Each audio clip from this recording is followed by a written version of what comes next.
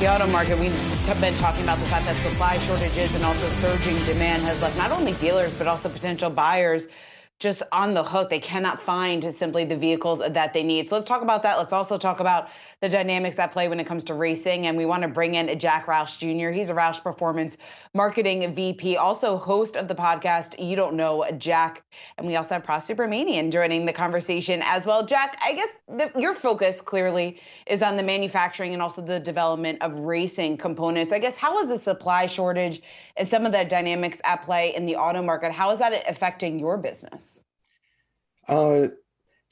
Multiple ways.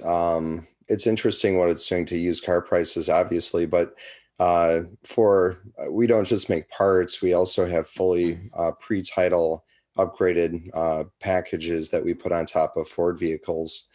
And it really hasn't hurt us too hard so far, but it's definitely a wild card. We don't know exactly how this year is going to finish out. Hey, Jack, Pras here. So I know one of those vehicles is the new 2021 F-150 Roush Performance Edition. Tell us about that. And, the F-150 is the top-selling vehicle in America. Is it also the top-selling vehicle for Roush Performance as well? Yeah, actually, it's funny. If you look back over time, we've really been known for Mustang. We've raced Mustangs. I've personally raced Mustangs myself. But the truck market over the past 5 years has just exploded, and it's not stopping. I'm curious because I'm stuck in the era of Andy Granatelli, setting the speed record in an Avanti with an R3 engine supercharged. What's going to happen with the shift to everything going electric? Is a whole generation going to forever be lost on, powerful internal combustion engines, or will it just shift? That's a great question. I don't think anyone knows exactly how this is going to play out.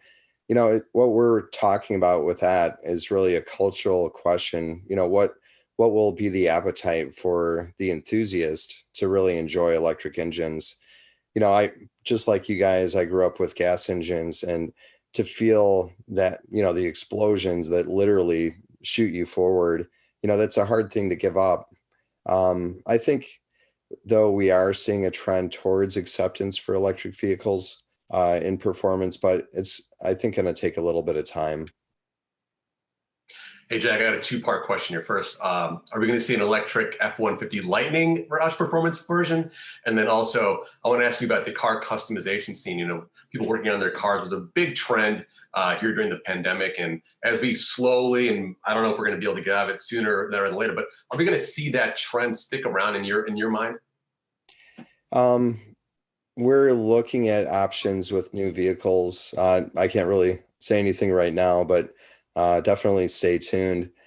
For the trend that we're seeing with demand right now, it's really interesting.